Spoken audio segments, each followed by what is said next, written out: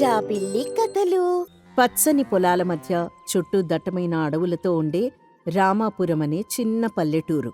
వేసవి సాయంత్రం వేళ ఊరి పంచాయతీ వేదికైన రావి చెట్టు కింద కూర్చొని పెద్దలు కబుర్లు చెప్పుకుంటున్నారు. వీరిలో రాజు, గోపాలుడు, శారదమ్మ ఇంకా మరికొందరున్నారు. రాజ్బాబూ, ఈ సంవత్సరం వర్షాలు మరీ ఆలస్యమయ్యేటట్టున్నాయి. మామూలు ఆలస్యం కాదు, ఇప్పటికే చుక్క పడలేదు. అప్పుడే పొలాలన్నీ బీటలు వారినాయి. ఆవులకి మేత కూడా దొరకడం కష్టమైపోతోంది. అవును గోపాలం, నేల తల్లి దాహం తీరే దారే కనపడట్లేదు. ఇంతకు ముందెప్పుడూ ఇలా ఉండేది కాదు. ఉదయం పూట అడవికెళ్తే కూడా మామూలుగా ఉండే చల్లదనం లేదు. వడగాలులు తాకుతున్నాయి. మన ఏరు కూడా సగం ఎండిపోయింది. అడవంటారా? ఆ అడవి పేరెత్తకండి. ఆ అడవి తల్లి కోపంగా ఉందంటే వినరు. మా రాములమ్మ మొన్న కట్టెలు కొట్టడానికి పోతే ఎప్పుడూ లేని కొత్త భయం పట్టుకుందట. ఏదో రహస్యం దాగుందని. ఆ అడవి తల్లి కోపంగా ఉందని గోల చేస్తోంది. పొద్దుపోయాక పల్లె మొత్తం నిశ్శబ్దంగా మారిపోతోంది. రహస్యమా? ఏంటది శారదమ్మా? మీ రాములమ్మ మరీ ఎక్కువ ఊహించుకుంటుంది. కట్టెలు దొరక్క ఆ గోల చేస్తోందేమో. ఊహించడం కాదునాయనా. ఆ మధ్య పెద్ద సుడిగాలొచ్చినప్పుడు అడవిలో పాత గుడిసె ఒకటి కూలిపోయింది, గుర్తుందా? దాని దగ్గర కొత్తగా ఏదో గుహలాంటిది కనపడిందంట. ఆ గుహలోపల రాత్రిపూట ఎవరివో గొంతులు వినిపిస్తున్నాయని, అప్పుడప్పుడు వెలుగు కనబడుతోందని చెప్తోంది. మరీ ముఖ్యంగా ఆ గుహ నుంచి ఒక వింత వాసన వస్తుందట. గుహ? అవునవును. నా చిన్నతనంలో మా తాతగారు ఆ ప్రాంతంలో ఏదో పురాతన దేవాలయం శిథిలమైందని, లోపలేదో పెద్ద నిధి దాగి ఉందని చెప్పేవారు. ఆ నిధినే ఎన్నో తరాలుగా ఆ అడవి కాపలా కాస్తోందని ఆయన నమ్మకం. ఆ గుడిసె కూడా ఆ దేవాలయానికి సంబంధించిందే కావచ్చు. నిధి అంటే ఈ కాలంలో నిధులెక్కడుంటాయి రాజ్బాబు? అంతా పాతకాలపు కట్టుకథలే. నిధి కంటే మన పొలంలో నీళ్లు ముఖ్యం. కాకపోవచ్చు గోపాలం, నా అనుభవాన్ని బట్టి చెప్తున్నా. ఆ అడవిలో మనకి తెలియని శక్తేదో ఉంది. మన పూర్వీకులు దాన్ని గౌరవించేవారు. ప్రతి సంవత్సరం అడవి సంపదను అడగకుండానే అనుభవించినందుకు కృతజ్ఞతగా పూజలు చేసేవారు. ఇప్పుడు మనం దాన్ని పట్టించుకోవట్లేదు. అందుకే ప్రకృతి మనపై ఇలా కోపం చూపిస్తోందేమో. ఈ రహస్యం దాంతో ముడిపడి ఉండొచ్చు. నాకైతే భయమేస్తోందయ్యా. ఆ గుహ గురించి తెలియందేదో జరుగుతోంది. మొన్న ఆ గుహ దగ్గరికెళ్లిన మన రామయ్య కొడుకు రమణ ఆరోగ్యం కూడా పాడైంది. అందుకే ఏమో వాడికి తలనొప్పి, జ్వరం వస్తున్నాయి. మందులు వేసినా తగ్గడం లేదు. రమణ? వాడికేమైంది? వాడు ఉదయం కట్టెలు కొట్టడానికి అడవికెళ్ళాడు కదా. అవును మరి. వెళ్ళొచ్చినప్పట్నుంచి మంచం పట్టాడు. రాత్రి పీడకలలతో ఉలిక్కి పడుతున్నాడు. అడవిలో ఏదో నన్ను చూసింది, నన్ను వెంబడించింది అంటూ ఏడుస్తున్నాడు. డాక్టర్కి చూపించినా ఏ జబ్బూ లేదంటున్నారు. రమణ పశువుల కాపరి కదా. అడవి గురించి వాడికి బాగా తెలుసు. వాడు భయపడ్డాడంటే నిజంగా ఏదో ఉండి తీరాలి. మనం దాన్ని అడవిలో దాగిన రహస్యమని ఊరికే అండంలేదు. దాన్నెవరూ పట్టించుకోనంతవరకు అంతా బాగానే ఉంది. ఇప్పుడు ఎవరైతే ఆ రహస్యం దగ్గరికెళ్తున్నారో వాళ్లకి కీడు జరుగుతోంది. ఆ రహస్యాన్ని తెలుసుకుందామనే ఆశే మనకు ఆపద తెస్తోంది. నిజమే మరి. వింటుంటేనే ఏదో తేడా కొడుతోంది. మనం ఊరికే కూర్చుంటే లాభం లేదు. ఆ రమణ కోలుకోవాలంటే అసలు ఆ గుహలో ఏముందో తెలుసుకోవాలి. నాకైతే నిధి ఆశ కంటే మన పల్లె యోగం గురించే భయంగా ఉంది. ఎలా తెలుసుకుంటావు? అది మామూలు విషయం కాదు. మా తాతగారు చెప్పేవారు, ఆ నిధిని రక్షించేందుకు ఓ శాపగ్రస్తమైన శక్తి అక్కడ కాపలాగా ఉందని. ఆ శక్తి మనల్ని అడవి నుంచి దూరం చేస్తోంది అని. నిధిని దొంగలించడానికి ప్రయత్నించిన వాళ్ళు ప్రాణాలు పోగొట్టుకున్న కథలు కూడా ఉన్నాయి. మరేంటి రాజుబాబు, మనం చేతులు ముడుచుకొని కూర్చోవాలా? లేదు. మనం మర్చిపోయిన పద్ధతి ఒకటుంది. మన తాతలు ప్రతి ఏటా అడవి తల్లికి పూజ చేసేవారు. అడవిలో ఉన్న దేవతకి నైవేద్యం పెట్టేవారు. ఆ ఆచారాన్ని మర్చిపోయినందుకే అడవి తల్లి కోపంగా ఉంది. ఆ నిధి, ఆ రహస్యం అన్నీ ఆ కోపానికి సంబంధించినవే. పూజ చేస్తే ఆ కోపం తగ్గుతుంది. అవునవును, అది చాలా మంచి ఆలోచన. మా అమ్మమ్మ కూడా చెప్పేది, నిధి కన్నా ప్రకృతి గౌరవమే ముఖ్యమని. మనం ఎందుకు ఆ ఆచారాన్ని మర్చిపోయామో? అంటే మనం ఆ గుహ దగ్గరికి వెళ్లాల్సిన అవసరం లేదా?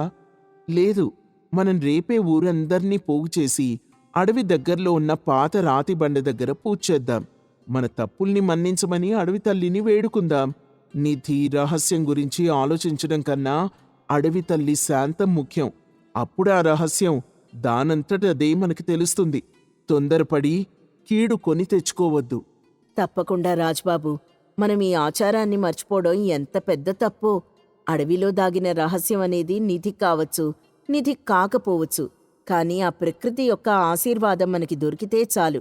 సరే రాజుబాబు, నా తొందరపాటుకి నన్ను మన్నించండి. రేపు మీరే పెద్దగా ఉండి ఊరి తరపున పూజ చేయించండి. నేను మిగతా యువకులం అంతా అందుకు ఏర్పాట్లు చేస్తాం. ఈ రహస్యాన్ని ధైర్యంతో కాదు, భక్తితోనే ఛేదిద్దాం. అదే మంచిది గోపాలం. అడవి మనది, మన బతుకు దానికి అంకితం. మనం దాన్ని గౌరవిస్తే ఆ రహస్యం మనకి మేలే చేస్తుంది తప్ప కీడు చేయదు. అందరూ అక్కడ్నించి లేచి వెళ్ళిపోతారు. కొద్దిసేపటి తర్వాత గోపాలుడి కొడుకు శంకర్, అతని స్నేహితుడు వీరయ్య రావి చెట్టు దగ్గరకొచ్చి మాట్లాడుకుంటారు. శంకర్ పొలాల పనులు చూస్తాడు, వీరయ్య బండి నడుపుతాడు. విన్నావా వీరయ్య, వాళ్ళంతా మరీ పాతకాలంలో బతుకుతున్నారు. పూజలు పాతకథలు అంటారేంటి? అంత మూఢనమ్మకం శంకర్. ఆ గుహలో నిజమైన నిధి దాగుంది.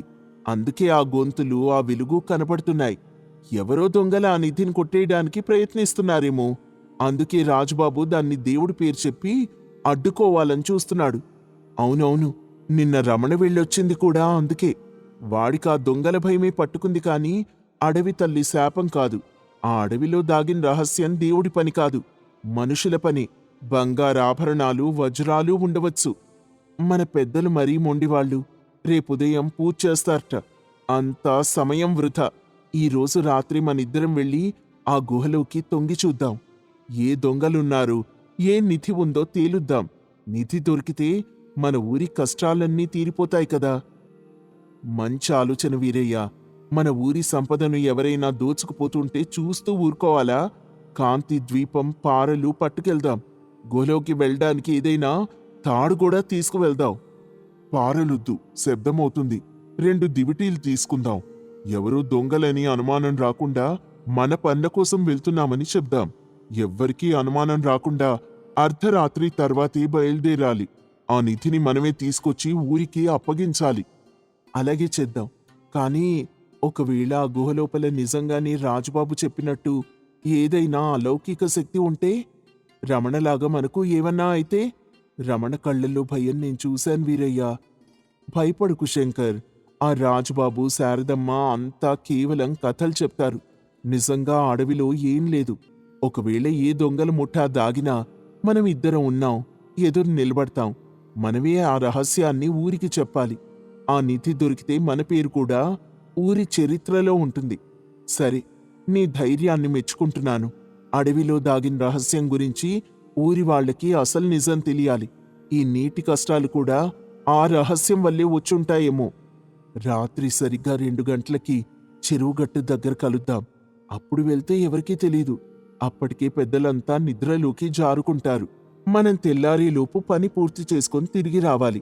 అలాగే 2 గంటలకు అక్కడే కలుద్దాం. నిధి దొరికితే మాత్రం ఊరికో సగం, మనిద్దరికీ సగం. నిధి సంగతి దేవుడిదయ్య. ముందసలు లోపలే ఉందో తెలుసుకుందాం. ఆ అడవిలో దాగిన రహస్యమేంటో తెలుసుకుంటే చాలు. సరిగ్గా అర్ధరాత్రి దాటిన తర్వాత శంకర్, వీరయ్య దివిటీలు పట్టుకొని భయం భయంగా అడవిలోకి ప్రవేశిస్తారు. చెట్లు దట్టంగా, గాలి చల్లగా ఉంది. రమణ చెప్పిన కూలిపోయిన గుడిసె దగ్గర ఆ గుహ కనపడుతుంది. గుహ లోపల్నించి సుత్తి చప్పుడు, గుసగుసలు స్పష్టంగా వినిపిస్తున్నాయి. వీరయ్య, చుట్టూ ఎంత నిశ్శబ్దం ఉంది. ఈ ప్రాంతంలో పక్షుల శబ్దం కూడా లేదు. ఏదో భయంకరమైన శక్తి ఉన్నట్టుంది. నిశ్శబ్దంగానే ఉంటుంది. దొంగలెవరైనా ఉంటే శబ్దం చేయకుండా ఉంటారు కదా. చూడు, ఇదే ఆ గుహ. గుడిసె కూలడం వల్ల గుహ ప్రవేశ ద్వారం పెద్దదైంది. చాలా లోపలికుంది. లోపల నుంచి ఏదో కలకలం వినిపిస్తోంది వీరయ్య. మనుషుల గొంతుల్లానే ఉన్నాయి. చూడు, ఈ దివిటి వెలుగుని గుహ ద్వారం దగ్గర పెట్టకు. దొంగలు చూసేస్తారు. కొద్దిగా పక్కకు దాక్కుందాం. ఉండు, నేను ముందు లోపలికి చూస్తాను, నువ్వు వెనకుండు. నెమ్మదిగా లోపలికి చూస్తాడు. అకస్మాత్తుగా వీరయ్య ముఖంపై భయం, ఆశ్చర్యం ఒకేసారి కనిపిస్తాయి. అతను వెనక్కి పడిపోతూ నేలను గట్టిగా పట్టుకుంటాడు. ఏమైంది వీరయ్యా, ఏమైంది? దొంగలా, బంగారమా? ఎవరైనా నిన్ను చూసారా? దొంగలు కాదు శంకర్, వాళ్ళు మనలాంటి మనుషులే. కానీ వాళ్ళు చేస్తున్న పని చూడు. వాళ్ళు నిధిని దొంగలించడం లేదు. మరి ఏం చేస్తున్నారు? ఏం కనపడింది? నాకు చెప్పు. నా గుండె ఆగిపోయేలా ఉంది. లోపల ఒక పెద్ద బండరాయి ఉంది. ఆ రాయిని పగలగొట్టడానికి వాళ్ళు పెద్ద సలకలు, సుత్తులు వాడుతున్నారు. కానీ అది నిధి కోసం కాదు. వాళ్ళు పెద్ద పెద్ద గొట్టాలు, పనిముట్లు తెచ్చుకున్నారు. ఆ బండరాయి వెనక నుంచి పెద్ద నీటి ప్రవాహం శబ్దం వినిపిస్తోంది. నీటి ప్రవాహమా? అంటే అంటే మన అడవిలో తాగిన రహస్యం నిధి కాదు శంకర్. ఆ బండరాయి వెనుకనే భూగర్భ జలాల ముఖ్యమైన ఊట ఉంది.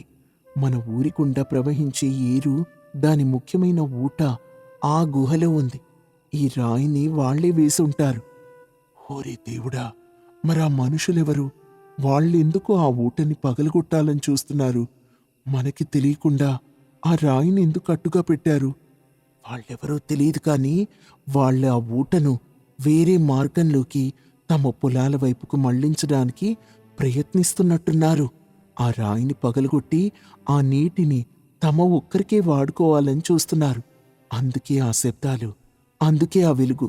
ఈ మధ్య మన పల్లె పొలాలన్నీ ఎండిపోవడానికి కారణం ఈ దొంగలే. అందుకే మన ఊరి పొలాలన్నీ ఎండిపోతున్నట్టున్నాయి. మన ఏటిలో నీళ్లు తగ్గిపోయాయి. నిజమైన దొంగలు వీళ్లే. వీళ్లే ప్రకృతి సంపదను దొంగలించాలని చూస్తున్నారు. రమణ వెళ్ళి చూసినప్పుడు వీళ్లను చూసే భయపడి ఉంటాడు. మనం రాజుబాబు చెప్పిన మాట విందే శంకర్. మనం పాత కథలన్నీ హేళన చేశాం. ఇది శాపం, పూజ కాదు. ఇది స్వార్థపరుల దురాశ. త్వరగా వెళ్ళకపోతే ఆ ఊట పూర్తిగా అటకాయించబడుతుంది. ఇప్పుడు ఏం చేద్దామంటావు? వాళ్ళు మనకంటే ఎక్కువ మందున్నారు. కనీసం 6 ఉండుంటారు. మనల్ని చూస్తే చంపేస్తారు. మనం పోరాడలేము. మనం వెంటనే ఊరికి తిరిగెళ్ళి రాజుబాబుకి చెప్పాలి. రేపుదయం పూజ చేసేది ఆ అడవి తల్లి కాదు, మన ఊరి ప్రజలంతా కలిసొచ్చి ఈ దొంగల్ని ఆపాలి అని. సంఘీభావమే మన బలం. అవునవును, రాయిని పగలగొట్టే శబ్దం ఇంకా వినిపిస్తోంది. వాళ్ళింకో గంటలో పని పూర్తి చేసేస్తారేమో. ఆ తర్వాత మనమేం చేయలేం. మనం పరుగున వెళ్ళి ఊరి వాళ్ళందర్నీ నిద్ర లేపాలి. పద. ఇద్దరూ భయం, ఆందోళనతో వెనక్కి పరుగు తీస్తారు. అడవిలో దాగిన రహస్యం కేవలం ప్రకృతి కోపం కాదని, మనుషుల స్వార్థమని తెలుసుకుంటారు. ఉదయాన్నే సూర్యోదయం కాకముందే శంకర్, వీరయ్య ఊరి ప్రజలందర్నీ నిద్రలేపి జరిగిన విషయం చెప్తారు. అంతకుముందు రాజు చెప్పిన పూజా ఆచారం పక్కన పెట్టి యువకులు చెప్పిన నిజం కోసం అందరూ ఏకమవుతారు. రాజు కూడా పూజా సామాగ్రిని పక్కన పెట్టి ప్రజలందర్నీ గుహవైపు నడిపిస్తాడు. విన్నారు కదా, మన అడవిలో దాగిన రహస్యం దేవుడి పని కాదు, మన మనుషుల స్వార్థం. ఈ కష్టకాలంలో కూడా మన నీటిని దోచుకోవాలని చూశారు. మనం దాన్ని పూజలతో కాదు, ధైర్యంతో, సంఘీభావంతో అడ్డుకోవాలి. పదండి, మన నీటిని కాపాడుకుందాం. ప్రకృతిని దొంగలించే వాళ్ళని పల్లె నుంచి తరిమేద్దాం. ఊరి ప్రజలంతా కర్రలు, పారలు పట్టుకొని గుహ దగ్గరికి వెళ్తారు. అంతమందిని చూసి ఆ దొంగలు భయంతో తమ పనిముట్లు వదిలేసి చీకట్దారిలో పారిపోతారు. ఊటను మళ్లించడానికి వేసిన చిన్న కట్టను పల్లె ప్రజలు కలిసి తొలగించగానే ఆ గుహలో నుంచి చల్లని నీటి ప్రవాహం తమ పాతదారిలోకి ఉరుకుతూ వస్తుంది. ఆ శబ్దం వినగానే ప్రజలంతా ఆనందంతో కేకలు వేస్తారు. మెల్లగా ఏర్లో మళ్లీ నీరు ప్రవహించడం మొదలవుతుంది. రమణ కూడా మెల్లగా కోలుకోవడం ప్రారంభించాడు. ఈ కథ వల్ల మనకు తెలిసే నీతేంటంటే, అడవిలో దాగిన రహస్యం కేవలం ప్రకృతి శక్తి మాత్రమే కాదు, కొన్నిసార్లు అది మనుషుల స్వార్థం వల్లే ఏర్పడుతుంది. పాత ఆచారాలను గౌరవించడంతో పాటు కొత్త నిజాల్ని తెలుసుకొని అందరూ కలిసి నిలబడాలి. మూఢనమ్మకాల కన్నా నిజం, సంఘీభావమే గొప్ప బలం. కొత్తపల్లి అనే పచ్చని గ్రామం. ఆ ఊర్లో గోపయ్య అనే పేద రైతు ఉండేవాడు. గోపయ్య ధనవంతుడు కాకపోయినా అతని మనస్సు మాత్రం మహా గొప్పది. ఎవరైనా కష్టంలో ఉంటే తనకున్న దాంట్లో ఆలోచించకుండా సహాయం చేసేవాడు. అందుకే ఊర్లో అందరూ అతన్ని మంచి గోపయ్య అని పిలిచేవారు. గోపయ్య పొరుగువాడే రంగయ్య. రంగయ్యకు పెద్ద భూములు, ధాన్యాగారాలు ఉన్నాయి. కాని స్వార్థం ఎక్కువ. గోపయ్య చేసే ప్రతి సహాయాన్ని రంగయ్య హేళన చేసేవాడు. వర్షాలు పడే సమయం గోపయ్య తన విత్తనాల సంచిని తీసుకుని ఇంట్లో కూర్చొనుంటాడు. భార్య సీతమ్మ ఆందోళనగా చూస్తుంది. వారి పక్కనే ఒక పొరుగు రైతు సుబ్బయ్య నిలబడి ఉంటాడు. సీతమ్మ ఇలా అంటుంది, ఏమండి, ఇంకొక అరగంట అయితే మీరు పొలం వెళ్ళాలి కదా. ఇప్పుడే సుబ్బయ్య వచ్చాడు. ఆయన ముఖంలో ఏదో కష్టం కనిపిస్తోంది. అవును సీత. సుబ్బయ్య, కూర్చో. మొహం చిన్నబుచ్చుకున్నావేంటి? ఏం జరిగింది? మీ విత్తనాలు సరిగ్గా మొలకెత్తలేదా? ఏం చెప్పమంటావు గోపయ్య? నాకున్న కొద్దిపాటి భూమికి వేద్దామని దాచిన విత్తనాలు మొన్న వచ్చిన చిన్న వరదకు తడిసిపోయాయి. మొలకెత్తే ఆశ లేదు. ఇప్పుడు మళ్లీ విత్తనాలు కొనడానికి నా దగ్గర డబ్బు లేదు. వర్షం ఎప్పుడైనా మొదలవ్వచ్చు. అయ్యో, ఇంత కష్టం వచ్చిందా? నువ్వు అప్పుడే చెప్పాల్సింది కదా. మీ దగ్గర కూడా ఏముంటుందని అడగడానికి మొహమాటం వేసింది. అయినా మీకు తెలిస్తే నన్ను చూసి జాలి పడకుండా ఉండలేరు కదా. జాలి కాదు సుబ్బయ్య, ధర్మం. నువ్వులే, ఏడు పాపు. చూడు, ఈ సంవత్సరం నేను నాణ్యమైన విత్తనాల్ని కొన్నాను. నాకున్న వాటిలో సగం నీకు. తీసుకెళ్ళు. సీతమ్మ నిస్సత్తువుగా ఇలా అంటుంది, ఏమండి, ఏం చేస్తున్నారు? మనకున్నది కూడా చాలా తక్కువ. ఆ విత్తనాలు వేస్తేనే కదా మళ్ళీ మనకు పంట వచ్చేది. సగం ఇచ్చేస్తే మనం మరి దేన్ని నమ్ముకోవాలి? సీత, ఆపవే. మనం పొలాన్ని నమ్ముకుంటే దైవం మనల్ని ఆదుకుంటాడు. సుబ్బయ్యకిప్పుడు మనం సహాయం చేయకపోతే అతని కుటుంబం ఈ సంవత్సరం పస్తులు ఉండాల్సొస్తుంది. పరోపకారం కన్నా పెద్ద ధనం లేదు. వద్దు గోపయ్య, మీ సాయం నేను తీసుకోను. మీ కుటుంబం కూడా. గోపయ్య విత్తనాల సంచిలో సగం తీసి సుబ్బయ్య చేతిలో పెడుతూ, నోరు మూసుకో సుబ్బయ్య. ఇప్పుడు తీసుకుంటావా లేదా? నీ కష్టం నా కష్టం కాదా? నువ్వు పంట పండిస్తే నువ్వు నా సాయం గుర్తుపెట్టుకొని మళ్ళీ ఇస్తావు. ఇప్పుడు తీసుకో. వర్షం రాకముందే పని పూర్తి చేయాలి. లేలే, పద. సుబ్బయ్య కన్నీళ్లతో, మీ రుణం నేను తీర్చుకోలేను గోపయ్య. మీరు నిజంగా దేవుడితో సమానం. నేను వెళ్ళొస్తాను.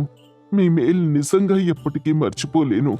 సుబ్బయ్య ఆ విత్తనాలు తీసుకుని సంతోషంగా వెళ్ళిపోతాడు. చూశారా, మనకెంత తక్కువ మిగిలిందో. మీ పరోపకారం గొప్పదే, కాని మన భవిష్యత్తు కూడా చూడాలి కదా. మీ ఈ బుద్ధి వల్లనే కదా మనం ఎప్పుడు పేదవాళ్ళుగానే ఉంటున్నాం. గోపయ్య నవ్వుతూ, మనం పేదవాళ్ళం కాదు సీత, మనం మనసున్న ధనవంతులం. ఎప్పుడూ గుర్తుపెట్టుకో, పరోపకారం చేసిన మనిషికి దేవుడు ఏదో ఒక రూపంలో సాయం చేస్తాడు. రేపు మనకు కష్టం వస్తే సుబ్బయ్య కాకపోయినా వేరొకరొచ్చి మనకు సాయం చేస్తారు. ఈ నమ్మకమే మన సంపద. పల్లెటూరి రచ్చబండ వద్ద గోపయ్య కూర్చొనుంటాడు. రంగయ్య తన బండి నిండా ధాన్యాన్ని నింపుకొని అటుగా వస్తాడు. గోపయ్యను చూసి ఆగి హేళన చేస్తాడు. ఏంటి గోపయ్య, ఇక్కడే కూర్చున్నావేంటి? పొలం పని లేదా? పాపం, విత్తనాలు లేక పనులు ఆపేశావా? మొన్న సుబ్బయ్యకు సగం విత్తనాలు దానం చేశావటగా. ఆ పిచ్చితనం నీకు తప్ప ఇంకెవ్వరికీ లేదు. నమస్తే రంగయ్య. సాయం చేయడం పిచ్చితనం కాదు, అది మంచితనం. నాకున్న దాంట్లో ఒకరికి సాయం చేస్తే ఆ తృప్తి ముందు నీ ధనమంతా కూడా తక్కువే. తృప్తి ఏమిటా తృప్తి? ఆ తృప్తి నీకు అన్నం పెడుతుందా? నా ధాన్యాగారం నిండా నిల్వ ఉంది. నేనా ధాన్యాన్ని అప్పుగా ఇస్తే వడ్డీతో సహా తిరిగి తీసుకుంటాను. దాన్నే వ్యాపారం అంటారు. నువ్వు విత్తనాలిచ్చావు కదా, అవి తిరిగి తీసుకోవడానికి ఏవైనా అప్పుపత్రం రాసుకున్నావా? నేనేం అప్పుపత్రం రాసుకోలేదు రంగయ్య. నేనడక్కపోయినా సుబ్బయ్య పంట పండిన తర్వాత నాకు 2 ఇచ్చి వెళ్తాడు. అదే నా విశ్వాసం, అదే నా బంధం. రంగయ్య కడుపుబ్బా నవ్వి, నీ ఆశలు ఆకాశంలో దీపాలు గోపయ్య. ఈ ప్రపంచంలో ఎవ్వరికీ స్వార్థం తప్ప ఇంకేమీ లేదు. ప్రతి మనిషి కడుపు నింపుకోవడానికే తాపత్రయపడుతూ ఉంటాడు. అందులో నీతులు ధర్మాలు ఉండవు. నేను నా కోసం మాత్రమే బతుకుతాను. నువ్విలా అందరికీ దానాలు చేసుకుంటూ పోతే జీవితంలో ఎప్పటికీ ఎదగలేవు. నాలాగా ధనవంతుడివి కాలేవు. డబ్బు సంపాదించడం గొప్ప కాదు రంగయ్య, దాన్ని నలుగురితో పంచుకోవడం గొప్ప. నువ్వు ధనాన్ని దాచిపెట్టుకొని ఎవ్వరికీ ఉపయోగపడకుండా జీవిస్తే నువ్వు బ్రతికినా చచ్చిపోయినట్టే లెక్క. నా ధనం నా ఇష్టం, నేను దాచుకుంటాను. అవసరమైతే ఎక్కువ రేటుకి వడ్డీకిచ్చుకుంటాను. నేను కష్టపడి సంపాదించుకున్నాను. నువ్వు ధర్మం గురించి మాట్లాడకు. నువ్వు ఎప్పటికీ పేద రైతువే. నేను పేద రైతుని కావచ్చు రంగయ్య, కానీ నా మనసు పేదది కాదు. నా పరోపకారమే నా అసలైన ఆస్తి. నువ్వు నీ స్వార్థంతో బతుకు, నేను నా ధర్మంతో బతుకుతాను. ఎవరికేది శాశ్వతమో కాలమే నిర్ణయిస్తుంది. నువ్వెళ్ళు, వెళ్ళి నీ వ్యాపారం చూసుకో. రంగయ్య వెటకారంగా నవ్వుతూ తన బండిని తోలుకుంటూ వెళ్ళిపోతాడు. గోపయ్య మాత్రం ప్రశాంతంగా కూర్చొని ఉంటాడు. కొన్ని నెలలు గడుస్తాయి. ఊర్లో వర్షాల్లేక పెద్ద కరువు వస్తుంది. గోపయ్య పొలంలో కొంత పండింది, కాని రంగయ్య పొలంలో చాలా ఎక్కువ పండింది. ఊర్లో చాలామంది ప్రజలు ఆకలితో అల్లాడుతున్నారు. ఒక పెద్ద మనిషి గోపయ్యతో ఇలా అన్నాడు. గోపయ్య, ఈ సంవత్సరం మొత్తం కరువే. మాకు ధాన్యం నిల్వల్లేవు. కొనుక్కుందామన్నా ఎక్కడా అమ్మడం లేదు. రంగయ్య దగ్గర చాలా ధాన్యం ఉంది, కాని అతను 2 ధర అడుగుతున్నాడు. మేమేం చేయాలిప్పుడు? మా పిల్లలు 3 రోజులుగా ఆకలితో ఉన్నారు గోపయ్య. నీ దగ్గరున్న కొద్దిపాటి ధాన్యం నుంచైనా మాకు కొంచెం అప్పివ్వు. తర్వాత తిరిగిచ్చేస్తాము. అయ్యయ్యో, ఎంత కష్టం వచ్చిందండి మీకు. చింతపడకండి. రంగయ్య 2 అడిగితే అడగనివ్వండి. ధనం కంటే మనిషి ప్రాణం ముఖ్యం. నేను నిన్ననే సీతతో మాట్లాడాను. సీత, మన ధాన్యాగారంలో ఎంతుందో అది మొత్తం ఈ ఊరి ప్రజలకే ఇద్దాం. ఏవండి, మొత్తం అంటారా? అప్పుడు మనమేం తినాలి? మనకు కొంచెమన్నా ఉండాలి కదా. సీత, నువ్వు నన్ను మళ్ళీ ఆపకు. మనకు 2 పూటలా అన్నం లేకపోయినా ఈ 10 కుటుంబాలకు అన్నం దొరికితే చాలు. మనం రేపు ఏదో ఒకటి తిని బతుకుతాం. కానీ ఈరోజు మనం చేసిన పరోపకారం రేపు మనల్ని కాపాడుతుంది. అది గుర్తుంచుకో. గోపయ్య, నువ్వు మా ఊరి దేవుడివి. నువ్వు తప్ప ఇంకెవ్వరూ ఇంత మనసు చూపించలేరు. ఇంత పెద్ద మనసు కలిగి లేరు. నీ మేలెప్పటికీ మర్చిపోము. మీరందరూ లేవండి. నాకు ధన్యవాదాలు చెప్పకండి. మనందరం ఒకే ఊరి వాళ్ళం. ఒకరికి కష్టం వస్తే ఇంకొకరు సహాయం చేయాలి. అదే పల్లెటూరి ధర్మం. రండి, నేను ధాన్యం నిల్వ ఉన్న గది తాళం తీస్తాను. మీకెంత కావాలో అంత తీసుకెళ్లి కడుపు నింపుకోండి. తర్వాత అప్పు తీర్చుదురుగాని. ఊరి జనం గోపయ్య చేసిన సహాయానికి సంతోషించి గోపయ్య ఇంటి నుంచి ధాన్యం తీసుకొని వెళ్ళిపోతారు. ఆ దృశ్యాన్ని రంగయ్య తన ఇంటి కిటికీ నుండి చూసి గోపయ్య పిచ్చితనానికి నవ్వుకుంటాడు. అదే రాత్రి దట్టమైన చీకటి. కరువు వల్ల దొంగల భయం ఎక్కువైంది. రంగయ్య తన ధాన్యాగారం పక్కన నిలబడి కాపలా కాస్తూ ఉంటాడు. అతని భార్య కాత్యాయిని లోపలుంది. ఏవండి, మీరు లోపలికొచ్చి పడుకోరాదా? ఎంతసేపు ఆ ధాన్యాగారం పక్కన కాపలా కాస్తారు? నోరు మూసుకో కాత్యాయిని. గోపయ్యలాగా నేను పిచ్చోణ్ణి కాదు.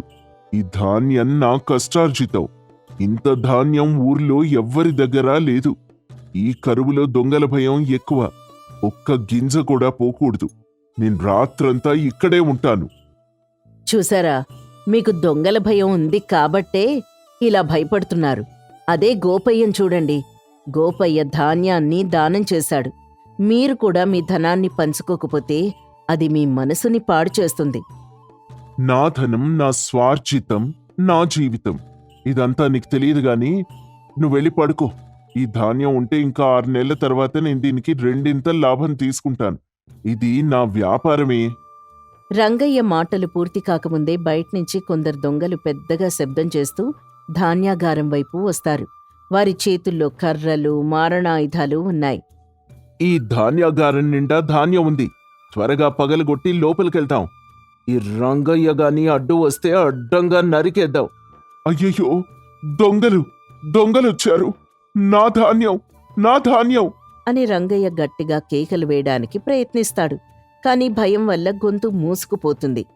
దొంగలు ధాన్యాగారం తలుపు పగలగొట్టడానికి ప్రయత్నిస్తారు. రంగయ్యకి ఎటు వెళ్లాలో తెలియక భయంతో వణికిపోతాడు. వాడెవడో ఉన్నాడు, పట్టుకోండి వాణ్ణి. దొంగలు రంగయ్యను పట్టుకోవడానికి పరిగెత్తుతారు.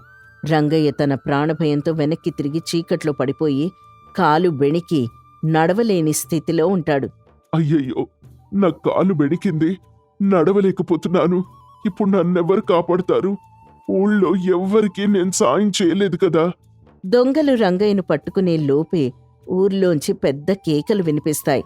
గోపయ్య, సుబ్బయ్య, ధాన్యం తీసుకుని వెళ్లిన ఊరి జనం అందరూ కూడా కర్రలు పట్టుకుని అటుగా పరిగెత్తుకుని వస్తారు. ఎవరెక్కడా? ఏం జరుగుతోంది? తప్పుకోండి, ఇక్కడికి రండి. దొంగలా? జాగ్రత్త, పట్టుకోండి వారిని. ఊరి జనం అంతా ఒకటై దొంగలపై దాడి చేస్తారు. ఆకలితో అల్లాడుతున్న గోపయ్య చేసిన సహాయం వల్ల వాళ్లల్లో ఒక బలం వచ్చింది. దొంగలు ఊహించని విధంగా జనమంతా ఒక్కటై దాడి చేయడంతో దొంగలు భయపడి పారిపోతారు. రంగయ్య, ఏమైంది? మీకు దెబ్బ తగిలిందా? గోపయ్య, గోపయ్య, నన్ను క్షమించు. నా కాలు బెణికింది, నేను నడవలేకపోతున్నాను. నన్ను నువ్వు కాపాడావా? ఏమంటున్నావు రంగయ్య? నువ్వు నా పొరుగువాడివి. నీకు కష్టం వస్తే నేను చూడకుండా ఎలా ఉండగలను? సుబ్బయ్య, నువ్వు ఇక్కడే ఉండు. నేను రంగయ్యని భుజంపై వేసుకుని ఆస్పత్రికి తీసుకెళ్తాను. గోపయ్య, నువ్వు దైవానివి. నేను నిన్నెప్పుడూ హేళన చేశాను. నా స్వార్థం నన్ను రోజు చంపేసేది. నా ధనాన్ని రక్షించడానికి ఎవ్వరూ రాలేదు. కాని నీ పరోపకారం, నీ ధర్మం ఈ ఊరి జనాల్ని తీసుకొచ్చింది. ఈ దొంగలు నా ధాన్యం దొంగిలించడానికి వచ్చారు, కాని నీ కారణంగా నా ప్రాణం దక్కింది. ఈ ధాన్యం కన్నా నీ ప్రాణం ముఖ్యం రంగయ్య. ఇప్పుడు నువ్వు ఈ మాటలు ఎందుకు మాట్లాడుతున్నావు చెప్పు? పద, త్వరగా ఆస్పత్రికి వెళ్దాం. లేదు గోపయ్య, నేను తెలుసుకోవాలి. నా ధాన్యాగారం నిండా ధాన్యం ఉన్నా నేనొక్కడే ఉన్నాను. నీ ధాన్యాగారం ఖాళీ అయినా నీకు ఊరంతా అండగా ఉంది. ఈరోజు నాకు అర్థమైంది, ధనం కన్నా పరోపకారమే గొప్పది. నేను కూడా ఇక నుంచి నీలాగే బతుకుతాను. నన్ను క్షమించు. సరే రంగయ్య, ఇకపై నువ్వు కూడా మంచితనంతో ఉంటే నాకు అదే సంతోషం. పశ్చాత్తాపం చాలా గొప్పది. నువ్వు మారితే చాలు. గోపయ్య రంగయ్యను భుజంపై వేసుకుని ఆస్పత్రి వైపు నడుస్తాడు. ఊరి జనం గోపయ్య చేసిన పరోపకారం చూసి అతని ధర్మానికి జై కొడతారు. ఈ కథ వల్ల మనకు తెలిసే నీతేంటంటే, పరోపకారం చేయడం వల్ల దైవ సహాయం, 10 మంది సహాయం మనకి లభిస్తాయి. స్వార్థంతో సంపాదించిన ధనం ఎప్పుడూ ఒంటరితనాన్ని, ప్రమాదాన్ని మాత్రమే ఇస్తుంది. మనకు ఆస్తి ధనం కాదు, మనం ఇతరులకు చేసే సహాయం.